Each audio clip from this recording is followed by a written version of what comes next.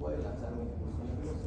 No solo el sinusal, el aurículo ventricular, el área de Purkinje, cualquier zona, cualquier miocito puede lanzar un impulso nervioso. Parte ahí la fisiología o la fisiopatología de las arritmias. Estamos hablando de que prácticamente todo tu corazón puede causarte arritmia. Cualquier alteración estructural, ya sea por volumen, por isquemia, por aneurisma, traumática, compresión, cualquier cosa que te altere la mecánica funcional normal del corazón puede alterar un miocito. Si un miocito está alterado, puede lanzarte un impulso arritmogénico. Ejemplo, un infarto en una zona específica puede causarte una arritmia ventricular. Una enfermedad de Chagas que afecte las fibras nerviosas de la fibra de Purkinje puede lanzarte cualquier arritmia. Un aumento del tamaño ventricular o auricular producida por una insuficiencia cardíaca, por una valvulopatía, tricúspide, mitral, cualquiera sea que te aumente el volumen o la distensibilidad cardíaca de la aorta, de la aurícula, puede causarte una arritmia supraventricular. Ahorita se lo voy a explicar, solo esto. ¿Ya? Entonces, cualquier cosa puede causarte o gatillarte una arritmia, siempre y cuando la estructura funcional, que es el miocito, está alterada. Entonces, comprendiendo eso,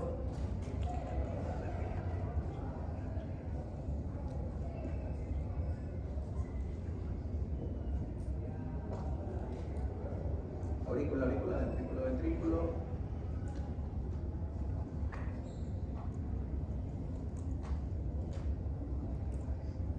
Camila.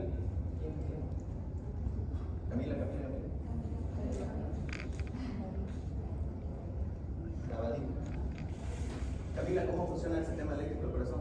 ¿Te acuerdas?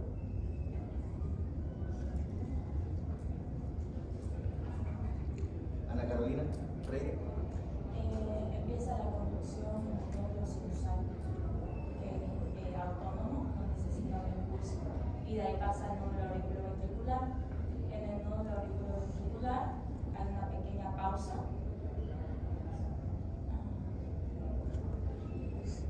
Y de ahí va a pasar a las ramas de las raíz y a sus ramas derecha e izquierda, y luego le da toda la vuelta al ventrículo a la fibra de Purkinje. Ya, perfecto. Entonces el nódulo, el impulso nervioso empieza en el nódulo sinusal o sinoauricular, ya pasa a través de 3 fibras internodales, tienen un nombre fisiológico, Bachmann, West, Venturello. Ya, entonces pasa a través de esa fibra, a través al aurículo ventricular en un tiempo determinado de 0.2 a 0.16 segundos. ¿Por qué les doy el número o la cantidad? Porque las arritmias, como los bloqueos ventriculares de primer grado, tienen un complejo aéreo arriba de 0.20. ¿Ya? Entonces, por eso les voy a dar el complejo aurículo ventricular de la de Higgs, que es la despolarización, tendría que tener una cantidad, un tiempo determinado de 0.2, porque es el complejo QRS. ¿Ya? Y a partir de eso,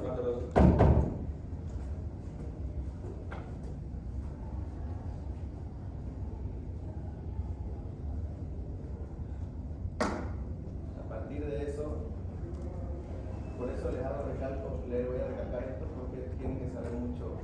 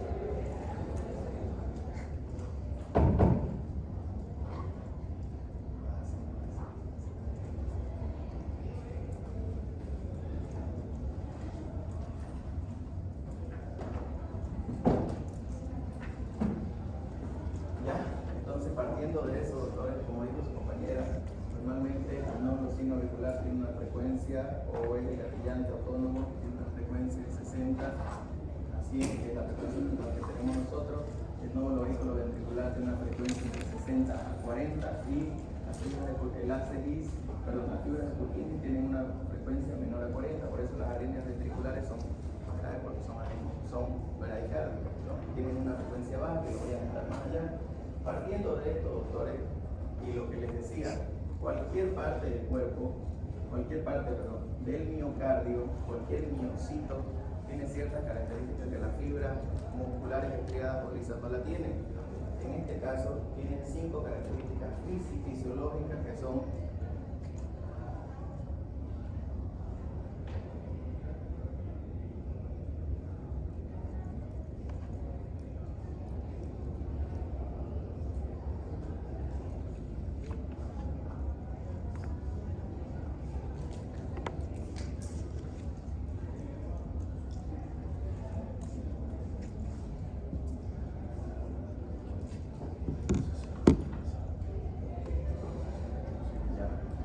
las 5 propiedades fisiológicas de la célula cardíaca son esas: ionotropismo, gonotropismo, lucitropismo, dromo y cromotropismo.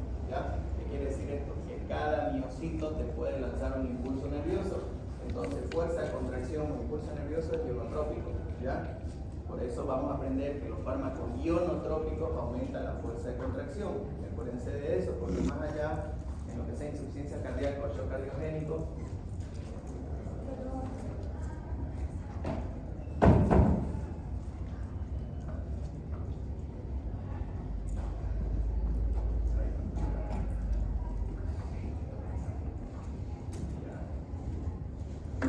cuando hablemos de insuficiencia cardíaca, vamos a ver que los ionotrópicos causan aumento de la fuerza de contracción. Esto se llama ionotrópico. Entonces, repito que cualquier célula miocárdica puede lanzar un impulso nervioso. Entonces, para entender la arritmia, tengo que entender primero el electro. El electro, o el complejo, o el sistema eléctrico del corazón, está graficado a través de un electrocardiograma y tiene ciertas partes como son P, Q, R, S, D. ¿Ya? Soy malazo para dibujar, así que tengan paciencia. Con el P, Q, R, S, T, la P es la despolarización de las aurículas, Q, R, S, la despolarización de los ventrículos y la repolarización. ¿Ya? Entonces, cada uno de estos tiene su determinado tiempo. El complejo PR tiene un periodo de, lo dejé hace rato, hasta 0.16. ¿Ya? En algunos libros dice 0.16, 0.20, porque a partir de 0.20 es un bloqueo auriculoventricular en primer grado, pero hasta 0.16 dice de que el QRS tiene que ser 0.12 milisegundos. ¿Ya? Entonces, hasta ahí lo vamos a dejar. ¿Por qué?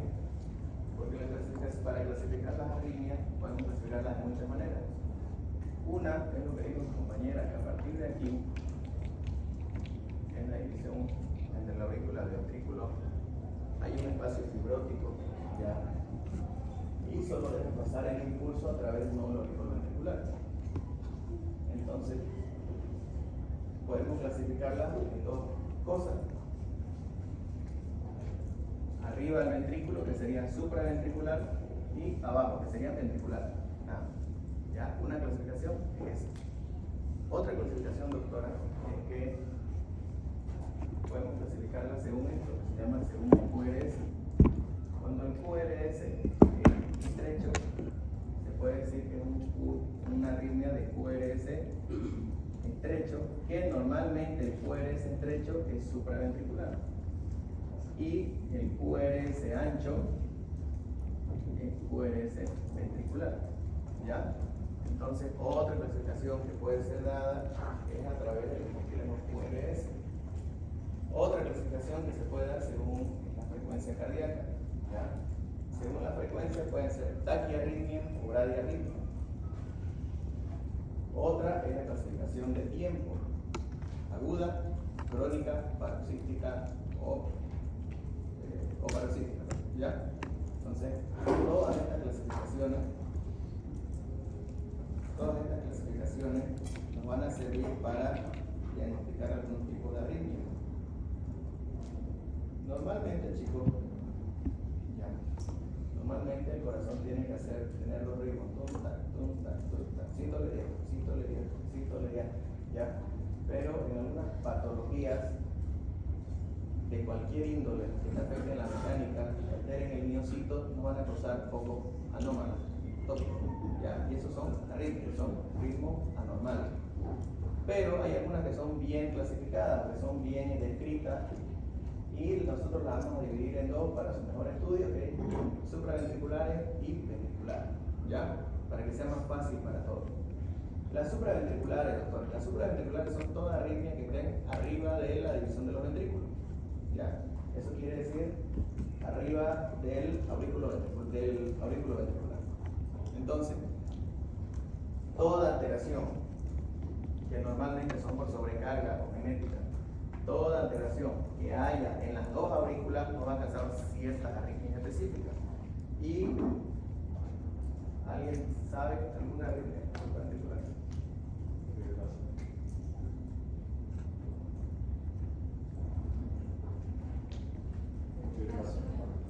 La FA. Fibrilación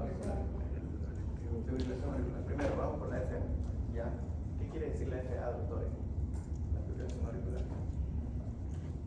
La fibrilación auricular se caracteriza por, si nosotros decimos que el impulso eléctrico parte directamente del nódulo sinusal, estamos diciendo que en la fibrilación auricular cualquier miocito puede causar el impulso nervioso. Entonces, como su nombre dice, fibrila, hace esto. Ya no envía solo un impulso. Ya la aurícula se contrae por todos lados. ¿Por qué? Porque cualquier miocito a nivel de la aurícula puede lanzar un impulso nervioso. Entonces, toda la aurícula quiere bombear. Pero hay un filtro aquí que se llama aurículo ventricular, que este solo deja pasar uno a la vez. Entonces, si toda la aurícula quiere bombear, solo tenemos un filtro, quiere decir que va a pasar uno de todos esos impulsos. Y ahí parte la característica electrocardiográfica de la fibrilación auricular. Si no es el nódulo sinusal quien envía el impulso, en el electro no va a haber onda P, porque la onda P es la despolarización de la ventricular. ¿Me entienden? Pregunten si me llegan a entender o no. Si no me entienden, pregunten. Si no envía o no conduce el nódulo sinusal, va a haber ausencia de onda P en el electrocardiograma. Y si no es el sinusal el que envía y es toda la aurícula, solo uno va a pasar, ¿ya? Por el aurículo ventricular. Entonces, si pasa solo uno, no va a ser pues rítmico. Entonces va a pasar uno aquí, otro allá, otro acá. Entonces, en la fibrilación auricular se caracteriza por ciertas cosas que son ausencia de onda P y QRS.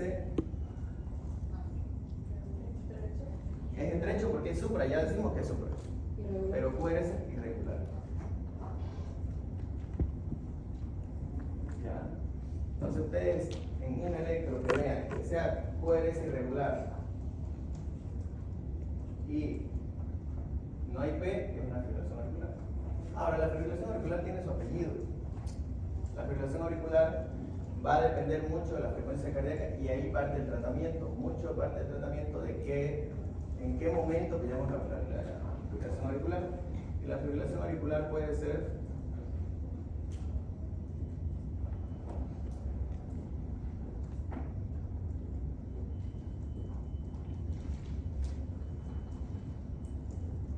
¿ya?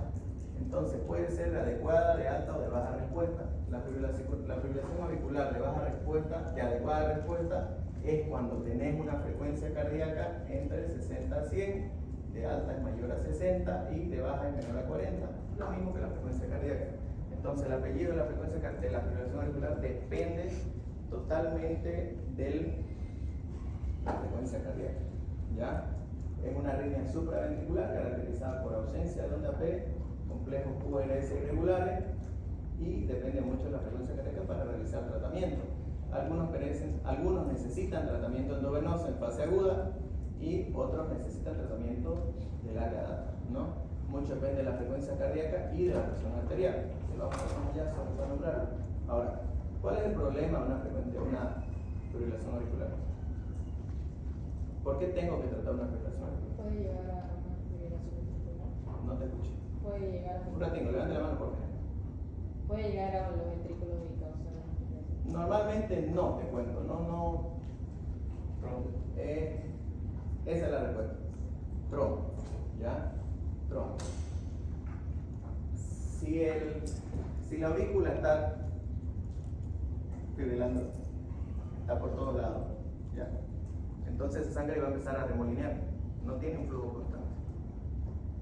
Si va a empezar a remolinear, va a chocar en algún momento con una válvula o por mayor fuerza, pongámoslo, lisan los glóbulos rojos y la plaqueta.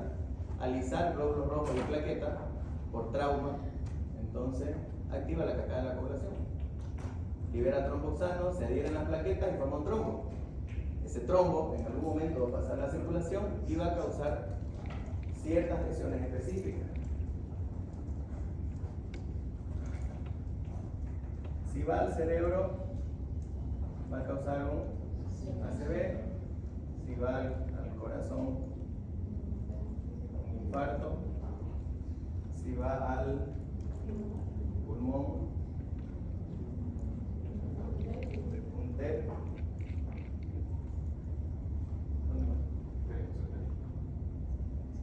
Un infarto mesentérico.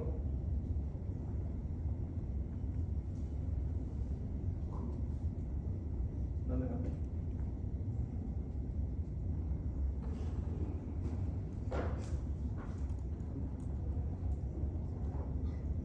Bien, ya, trombosis periférico, trombosis miembro inferior.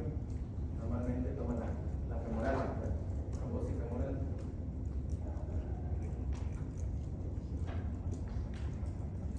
Ya. Entonces, ese es el problema de la fibrilación auricular. Que va a causar trombo y el trombo va a causar oclusión y la oclusión va a causar isquemia. Depende de dónde está. Vamos a tener la clínica subjetiva de algo. Entonces el tratamiento, doctores, parte de dos cosas. Mejoramos ritmo, tenemos que sacarle la fibrilación. ¿Y cuál es el tratamiento para el trombo? Anticoagular. Entonces tenemos que anticoagularlo. Y ahí vamos a ver que el tratamiento se nos complica un poco. ¿Por qué? Esto están en las diapositivas, chicos, solo lo estoy nombrando de pasada, ¿ya? Entonces, ahí tenemos que tener en cuenta algo que no puedo anticoagular a todos. Tengo que tener mucho cuidado a quién anticoagulo y a quién no, porque puedo causar más daño que beneficio. No todo paciente que tenga una trombosis anticoagula. No la puedo anticoagular a una embarazada, a veces sangrar. No puedo anticoagular a un paciente que ha sido operado hace 3 meses, lo voy a hacer sangrar. No puedo anticoagular a un paciente que ya tiene un ACV isquémico. Si el paciente está con un ACV isquémico, ya no lo voy a anticoagular, porque lo voy a hacer sangrar. Entonces ciertas cosas, ciertas escalas que se tienen que cumplir, ¿ya? Y ahí va a haber un poquito de complicación con ustedes, pero lo vamos a nombrar hasta por ahí. Otra arritmia supraventricular.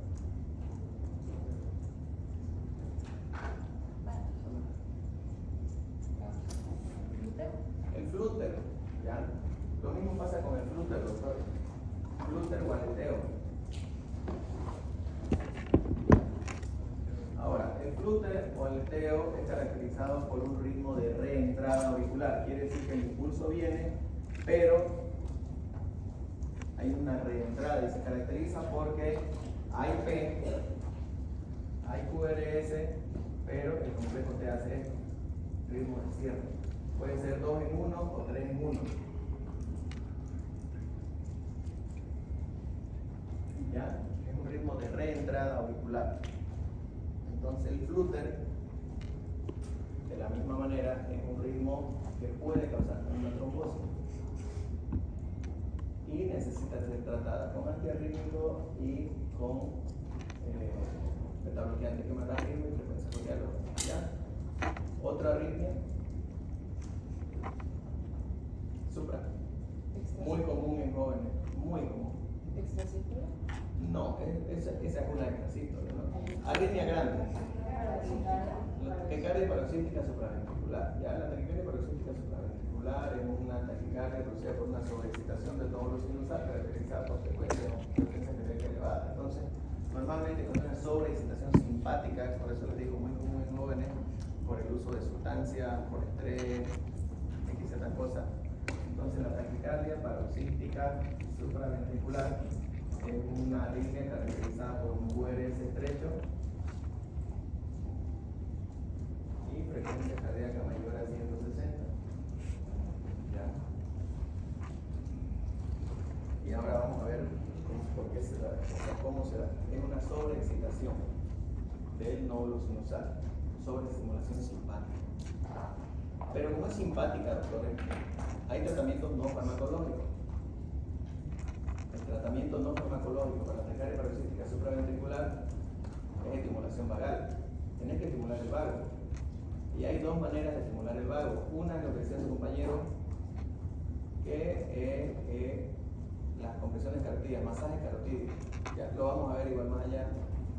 Ya el masaje carotídeo de 1 a 3 minutos en el lado izquierdo de la cabeza. Y otra es una maniobra que aumenta la presión intratorácica y un cambio brusco de posición llamada valsalva. ¿Ya? Valsalva. La valsalva modificada. ¿Por qué? ¿Qué es lo que busco hacer eso? Estimular el vago. Estimulación vagal, nada más. ¿Ya? Si no mejora con la estimulación vagal, se tiene que usar medicamentos como ser la adenosina. Adenosina 6 a 12 miligramos, en principio 6 miligramos y se repite con 12 miligramos. ¿No? Vida media muy corta, entonces de 1 minuto, 30 segundos a 1 minuto. Entonces tiene que administrar lo más cercano posible al corazón. ¿Ya? Nos vamos a quedar con estas 3 arritmias supraventriculares, porque esas son las más conocidas y las más fáciles. Las extrasístoles, mucho tratamiento no hay que hacerle, ya sean auriculares o ventriculares. Los bloqueos lo vamos a hablar ahorita, y las arritmias ventriculares, que son 2, ya, solo para nombrarlas, porque igual no hay mucho tratamiento que hacerle.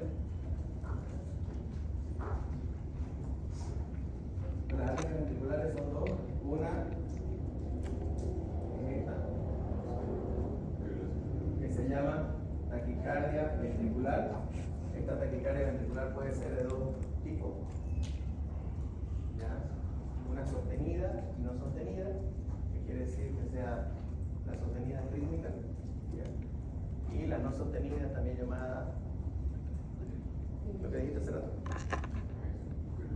no, dorsada de point, ¿ya? Dorsada de point. La no paroxística, la no sostenida llamada dorsada de point, y hay otra que se llama fibrilación auricular, que es prácticamente un ritmo caótico, lo mismo que esto. Entonces el paciente hace esto, ¿ya? Total, un ritmo caótico. ¿Cuál es el problema? Que en cualquiera de estas dos hay trastornos hemodinámicos. Como concepto básico, doctores, toda arritmia que no tenga presión arterial o que disminuya la presión se cardioverte o se fibrila. Toda arritmia. Si no hay presión arterial, tenés que cardiovertir o desfibrilar. Depende del tipo de arritmia. Toda arritmia que, a pesar de medicación, es refractaria a tratamiento, se cardioverte o se fibrila. Toda. Si ustedes tienen una taquicardia paroxística supraventricular que hicieron de todo, se cardiovierte. Si ustedes tienen una fibrilación que no tiene presión, tienen que fibrilar.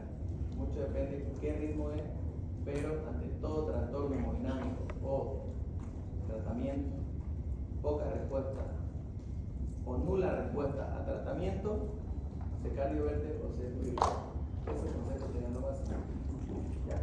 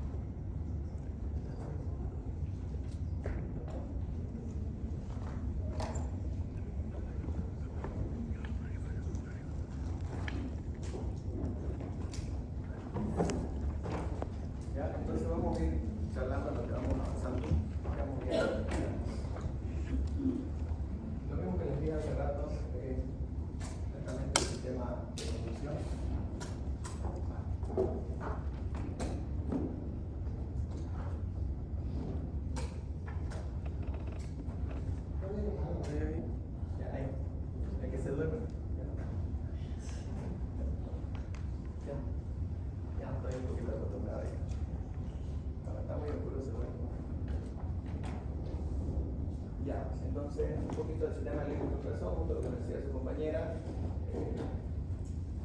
Nódulo sinusal, aurículo ventricular, afrenil y eco derecho, anterior y posterior, fibras de Purkinje, cada uno de estos con un ritmo específico, con una frecuencia específica, tres vías internodales entre el auricular ventrículo, Bachmann, Burel y Wenckebach. Ya una de estas se dirige a las aurículas para que paralelamente a la contracción auricular derecha sea igual a la contracción auricular izquierda. Tiene un juicio que se llama aurículo ventricular, donde filtra los impulsos nerviosos y pasa a través de la cerviz izquierdo y derecho. ¿Ya? Entonces partamos de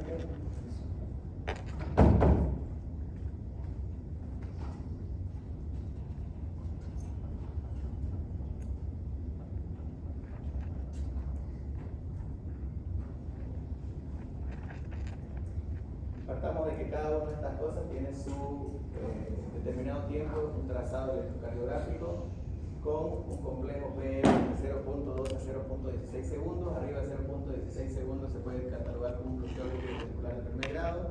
El QRS normalmente tiene que ser 0.8012 segundos, entonces parte ahí de la diferencia entre QRS estrecho y QRS ancho. Arriba de 0.12 segundos es un QRS ancho. Normalmente los QRS anchos son dados en arritmias ventriculares, ¿verdad? Todo lo que sea QRS estrecho, como les dije, la división QRS estrecho, supraventricular, QRS ancho, ventricular directamente, ¿ya? Y el complejo QT, que tiene que ser de 0.35 a 0.45, en grandes rasgos, apréndanselo así. Mucha relevancia en las arritmias, no. Por eso no se los nombré, ¿ya? Más que todo en la repolarización ventricular, en las arritmias ventriculares se ve eso, pero hasta por ahí. No les pongo bloqueo de rama izquierda, bloqueo de rama derecha, no tiene sentido, no tiene mucho tratamiento, no hay mucha ciencia. ¿Ya? Están presentes y ya no hay mucho que hacer. Entonces, por eso no se los puse. Ahora, todo el trazado electrocardiográfico, todo tiene que ser de acuerdo a la frecuencia, y muchos les dije eso, que las primeras arritmias son la taquiarritmia y la braquiarritmia, a pesar de que no sea una arritmia patológica en muchos casos, puede ser fisiológica, necesitan conocerla. ¿Por qué? Porque hay ciertas cosas que aumentan la excitación del sinusal causando taquicardia y ciertas cosas, ciertas patologías que causan taquicardia. En este caso sí o sí tienen que aprender a medir el electro, supongo ya lo saben, ya lo avanzaron en cardio, cómo se mide la frecuencia en un electro. Hay para pacientes que están en un ritmo regular y hay pacientes para ritmo irregular. ¿Ya? ¿Por qué? Porque en el caso de la taquicardia paroxística supraventricular hay frecuencia de 300. Aquí vamos a quedarnos un poco porque si ustedes se acuerdan de fisiología, doctores, hay un potencial de acción, ¿no? Un potencial de acción que tiene 4 fases a nivel cardíaco. Empieza en un potencial 0, llega hasta 90, baja y vuelve otra vez, ¿no? Es como un arco. En ese transcurso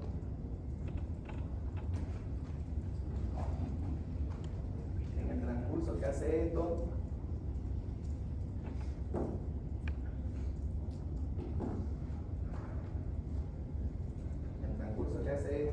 entran y salen ciertas sustancias que ayudan a la contracción auricular o ventricular, a la contracción cardíaca. Entonces, el tratamiento está basado en el bloqueo de estas entradas. Bloqueo, estimulación, inhibición de ciertas entradas. Entonces, hay antiarrítmicos que son específicos del ingreso de ciertas sustancias, del ingreso de ciertos iones que aumentan la contracción o la relajación. Hay bloqueadores en los canales de sodio. Los bloqueadores en los canales de sodio tienen 3 subvías que son de vía de acción rápida, de acción media y de acción lenta. Ya, por eso dice bloqueo de los canales de sodio tipo 1, tipo 2 y tipo 3, o A, B y C. Y te dice ahí que modera la depresión de la fase 0, despolarización prolongada y la duración de la presión del PA prolongando el periodo refractario. ¿Qué quiere decir? Que aumenta el periodo refractario para que no haya una contracción, ¿ya? Para que no haya un estímulo. ¿Sí? Entonces, ¿en qué paciente se da eso? En la taquicardia ventricular sostenida, que es la monomórfica, y el fármaco de preferencia es la quinidina y la propionamida. Lo vamos a nombrar más allá, solo para que conozcan eso. No hay mucho sentido que se acuerden de esto, pero sí esta familia de los fármacos, porque puedo preguntarles eso. Ya la clasificación de los antiarrítmicos. Los fármacos de segunda elección o de segunda clase. A ver, ¿cuál es el que nos importa aquí en la fase 1 o en los bloqueantes los renales de sodio? La lidocaína. ¿Ya? La lidocaína es un bloqueante de sodio que ustedes van a usar de forma diaria. Todos los días, si no lo han usado ahora, lo van a usar en cualquier momento, en anestésico local. Lo usamos como anestésico local para cualquier sutura, herida, lesión. ¿Ustedes han usado vancomicina alguna vez? ¿O algo para garganta? Es un derivado de la lidocaína. Ya, un bloqueador de renal de sodio, un anestésico local. Entonces, en cualquier momento lo podemos usar. ¿Cuál es el problema? La lidocaína endovenosa causa arritmia ventricular. Y ha habido mucha gente que lastimosamente ha muerto por practicarse cirugías estéticas o cirugías odontológicas que por cosas de la vida se le pone lidocaína para bloquear el nervio, para causar la anestesia, entraron a flujo sanguíneo y causaron un paro o una arritmia, se lo reanima y quedan circulados. Ha pasado un montón. Yo conozco dos amigas que se murieron porque se estaban poniendo una prótesis mamaria en una clínica por ahí y en vez de ponerle la anestesia en músculo, entró a vaso sanguíneo, causó una fibrilación, se murió. Entonces, lo malo de la lidocaína es que puede causar una bradiarritmia, ya una arritmia ventricular. Entonces, para eso se usa. En los betabloqueantes, ya, como su nombre lo dice, betabloquea, ya, son bloqueadores de receptores beta. ¿Qué quiere decir eso? El sistema simpático y parasimpático, doctores, maneja el corazón. El sistema simpático tiene los receptores, los tipos de receptores que son alfa y beta. Los receptores alfa tienen receptores alfa 1, alfa 2. El alfa 1 está de predominio en las arterias, y el alfa 2 disminuye la producción del neurotransmisor, como ser la dopamina, alfa-metil-dopa, que es tratamiento de alfa-metil-dopa, ¿no? Y los beta 1 y beta 2, el beta 1 está en el nódulo sinusal, aumentando la fuerza de contracción, aumentando el ritmo, aumentando la frecuencia. Y el beta 2 está en algo bronquial y músculo uterino, causando broncodilatación. Su nombre lo dice. La estimulación de estos receptores, de los alfa 1 o alfa 2, aumentan la fuerza de contracción, aumentan el ritmo y puede ser dado por cualquier cosa, algo que le estimule el ritmo o la presión o algo que estimula los receptores simpáticos, la cocaína. La cocaína aumenta la frecuencia, un montón. ¿Ya? Y un beta bloqueante bloquea la estimulación del simpático. Entonces hay beta bloqueantes selectivos y no selectivos. Por eso se usa como antiarrítmico, porque mejoran la frecuencia y el ritmo. ¿Ya? Lo vamos a ver mucho igual en insuficiencia cardíaca o en infarto agudo de miocardio. Pero te mejoran el ritmo, disminuyen el trabajo miocardio, ¿ya? Entonces, los antiarrítmicos clase 2 son los beta bloqueantes. ¿Qué beta bloqueantes conocen? ¿No es más fácil? Todo lo que termine en LOL. Acuérdense, todo lo que termine en LOL. ¿Hay ciertos que son más selectivos que otros? Sí. Como el bisoprolol, que es más selectivo a nivel beta 1. El carvedilol es más selectivo, el propanolol es más selectivo a árbol venoso, no tanto arterial, ¿ya? Y lo usamos en signos de hipertensión portal. Entonces, los betabloqueantes, ¿ya? Los bloqueadores de los canales de potasio, como la amiodarona, que va a ser nuestro medicamento representante o de predilección en un paciente que tenga una fibrilación auricular, ¿ya? Paciente con fibrilación auricular de alta respuesta, estamos hablando de una frecuencia cardíaca arriba de 100, uno de los principales medicamentos que podemos usar es la amiodarona, que es un bloqueador de los canales de potasio. La amiodarona se va a usar de acuerdo a kilopeso, 5 a 7 miligramos kilogramo peso. Hay dosis de ataque, dosis de mantenimiento, que lo vamos a ver así acá. Bloqueadores de los canales de calcio, ya saben cuáles son los bloqueadores de los canales de calcio, que se dividen en dos grandes grupos, que son la dihidropiridina y no dihidropiridina. ¿Ya? En el caso del litiazem y verapamil, nosotros lo usamos como bloqueadores de calcio, que son la clase 1, que son más antiarrítmicos, y la clase 2, que son más antihipertensivos, ni fedipino ni modipino. Por eso es importante que sepan fármacos. Y hay activa los receptores de potasio, bloquea los canales de calcio, ya que es un poquito, tiene varias funciones, pero en este caso la adenosina, que es nuestro tratamiento de elección para la taquicardia paroxística supraventricular. Lo mismo que le expliqué hace rato, la clasificación de las arritmias, ¿ya? Según su origen de impulso, que va a ser así, supraventricular y ventricular, que son netamente, lo vamos a ver de acuerdo a los QRS, QRS estrecho, supraventricular, QRS ancho, ventricular, nada más, acuérdense de eso, ¿ya? Es rítmico, es sinusal, es arrítmico, es fibrilación. Más fácil aprendérselo así para no estar complicándose la vida. Si es rítmico y hay un foco ectópico, es un extracito, pero sigue siendo rítmico, ¿ya? Pero sigue siendo regular. Según la frecuencia cardíaca, parada de según la regularidad de conducción, regulares e irregulares, entonces es regular, es sinusal, es irregular, es fibrilación, nada más. Según el complejo, todo lo que es ancho es ventricular, todo lo que es estrecho es supraventricular. Si lo ponen así, creo yo que es un poquito más fácil de entender, ¿ya? Entonces, la taquicardia sinusal, doctores, la taquicardia sinusal es una arritmia, ¿no? La taquicardia sinusal, frecuencia cardíaca arriba de 100. Puede ser fisiológica como puede ser patológica, ¿ya? Entonces, depende del agente causal si recibe tratamiento o no recibe tratamiento. Entonces, hay momentos fisiológicos que sí se tiene que medicar, no a la arritmia directamente, sino al desencadenante. En el caso de la fiebre, si el paciente está con fiebre, va a tener taquicardia y va a tener hipertensión. ¿Qué trata? ¿La arritmia o la fiebre? La fiebre. Se trata del desencadenante, pero ya es arritmogénico. Estrés, ansiedad, café, ejercicio, un montón de cosas. Tratar el desencadenante.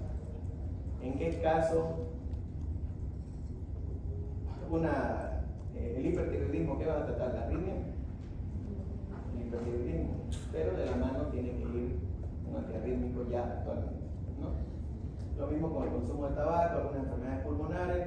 En el caso de las enfermedades pulmonares, ¿por qué causa taquicardia? ¿Por qué hay taquicardia en una patología pulmonar? Por hipoxia, doctores, hipoxia. No hay, lo conocen al doctor Escobar, ¿no? Miguel Escobar va a ser mi paciente. Entonces, el doctor Escobar consume una cajetilla al día, va a ser un EPOC, va a ser un enfisema pulmonar en algún momento o una bronquitis, ¿ya? Entonces, por hiperreactividad bronquial, a hipoxia, entonces el cuerpo dice, pucha, me falta oxígeno, necesito que trabajes más, que movas más oxígeno, porque mi pulmón no está funcionando. Entonces, la taquicardia en los pacientes pulmonares es crucial por hipoxia netamente. El consumo de cocaína, chicos, y drogas es súper común actualmente. Lastimosamente hay una droga que la usan como vitamina C ahora, que se llama TUSI, que la usan de forma diaria, ¿no? Entonces puede causar taquicardia. Hay muchos jóvenes que les encanta, ¿no? Entonces, no se trata directamente la arritmia, pero puede causar el gatillante para una taquicardia paroxística supraventricular. Y como comentario, aquí yo tengo, antes que yo sea docente de la Católica, ya estaba en la residencia del tercer año en el San Juan, y llega un chico, no tenía más de 25 años, ¿verdad? Era fin de año, y me dice, doctor, me aprieta el pecho. Y yo siempre lo cuento porque era un estudiante como ustedes, digamos. Me aprieta el pecho y le pregunto qué hiciste, porque muy joven que tenga alguna arritmia, o es genético o es que consumió algo. Entonces me dice, doctor, estoy estresado, estoy en exámenes, ¿qué tomaste? Me tomé café, Red Bull, Resortil, aspirina, y no le voy a mentir, doctor, un poquito de cocaína. ¿Eso por qué? Porque estaba en exámenes y tenía que estudiar, según él, ¿verdad? Pero ustedes lo ven chistoso, pero pasa. es muy común. Es muy común. ¿Ya? El resortil es un derivado no anfetamínico, tiene la misma acción de las anfetaminas, no es una anfetamina, pero es un derivado anfetamínico, ya, que causa sobreestimulación a nivel encefálico. ¿Entendés? Entonces, te estimula, imagínate con cocaína, con café y todo. Entonces el chico vino con una taquicardia supraparasítica supraventricular con una frecuencia de 230 de frecuencia cardíaca. A ese pobre chico le hicimos todo y nunca salió. Tuvimos que paletearlo, a la cuarta vez de paletearlo recién salió. Pero es sobreestimulación simpática. ¿Ya? Entonces, las taquiarritmias por consumo de cocaína es muy habitual y les va a tocar a ustedes en algún momento atender ese tipo de pacientes. Por eso tienen que tomarlo en cuenta. Ahora, en el tema de reacción a ciertos medicamentos, sigo con los metabloqueantes. A los pacientes asmáticos se les indica algo que se llama salbutamol. El salbutamol es un medicamento beta-adrenérgico no selectivo. ¿Qué quiere decir esto? Va beta 1, beta 2. Entonces quiere decir que yo estoy con una crisis asmática, estoy con broncoespasmo, necesito broncodilatador. Le pongo salbutamol o inhalo salbutamol. Al tener salbutamol, broncodilato, pero a la vez estimulo los beta 1 causando taquicardia. Entonces, no voy a tratar esa taquicardia después, no, porque es netamente estimulación de ciertos medicamentos. ¿Ya? En el caso de la bradicardia sinusal es muy común. Ya, la bradicardia sinusal es algo fisiológico, está presente en el sueño. ¿Ya? Nosotros llegamos a bradicardizar en el sueño. Pero, doctores, es muy común. ¿Alguien hace deporte? ¿Entrena, juega algo? ¿Aquí? ¿Sí? ¿Levanta pesa? ¿Fútbol algo? Pero como deporte, no como hobby. ¿Algún deportista aquí, hombre, bueno? ¿Qué deporte? Fútbol. El futbolista tiene mucha tendencia a hacer bradiarritmia y a hacer taquicardia ventricular, a hacer fibrilación ventricular. Por eso se mueren los jugadores de fútbol, por arritmia. ¿Y por qué? A ver, no les... ¿Ya? ¿Alguna vez? A ver, chicos, ¿han visto que los jugadores están jugando en bloque mueren? Sí. Ya, eso es por fibrilación ventricular. ¿Por qué por fibrilación ventricular? Normalmente todos los deportistas tienen un aumento del trabajo miocardio. ¿Por qué? Por sobreesfuerzo. El corazón es un músculo. Si ustedes sobreesfuerzan el músculo, se hipertrofia, se crece un poquito, ya sea adentro o afuera. Quiere ser concéntrica o excéntrica, cualquiera. Y dijimos de que toda alteración estructural que te afecte el miocito, cualquier miocito enfermo te puede lanzar en impulso. Por eso normalmente los jugadores o los atletas sufren fibrilaciones ventriculares, porque al hacer más fuerza el ventrículo se crece un poquito más. No es en todo prácticamente como han visto, pero puede pasar. ¿Ya? Las fibrilaciones ventriculares producidas por hipertrofia ante un paciente que tenga tendencia a hacer deporte es muy común. Pues charlamos. La bradicardia. La bradicardia normalmente, chicos, está en un paciente deportista. ¿Ya? ¿Por qué? Porque este paciente siempre está sobreestimulado porque hay bastante acetilcolina, ¿no? Entonces, y noradrenalina. El chico tiene que estar jugando. Libera cantidades industriales de glucosa y de neurotransmisores. Y cuando se sienta o cuando descansa, ese corazón se relaja. Entonces causa una bradicardia. Siempre está sobreestimulado. Entonces la bradiarritmia en pacientes deportistas es normal. Aceptable. ¿Ya? Ahora, ¿qué es lo que pasa? Cuando la bradicardia, doctores, la bradiarritmia, sea cual sea la causa, viene acompañada de alteración del estado de conciencia y o síncope, ya es algo patológico. Cuando la alteración del estado de conciencia, cuando la bradiarritmia viene con desmayo y o convulsiones, se llama síndrome de Stock-Adams. Y el tratamiento para estos casos es marcapaso. ¿Ya? ¿Por qué? Vos podés tener la bradicardia, pero en algún momento tu corazón llega tan lento que causa hipoflujo cerebral. Late tan lento que no le llega el oxígeno adecuado, no hay un flujo cerebral adecuado, entonces tu paciente entra en isquemia. Al entrar en isquemia entra en alteración de la conciencia y se desmaya y o convulsiona. Eso se llama Stock-Adams. Entonces la bradicardia sintomática sí necesita tratamiento. Ahora, hay algunas bradicardias que también necesitan tratamiento, como en el caso de respuesta a algunos agentes externos. La bradicardia producida por la intoxicación por órganos fosforados es muy común. ¿Ya? Al decir intoxicación por órganos fosforados, estoy diciendo que Camila se peleó con el cortejo, lo dejó el cortejo, Camila quiso llamar la atención, se tomó 2 raticidas, se mataron. ¿Ya? Entonces, el raticida tiene algo que se llama un estimulante de los, es un parasimpático mimético, o sea, quiere cumplir la función del parasimpático, lo estimula demasiado.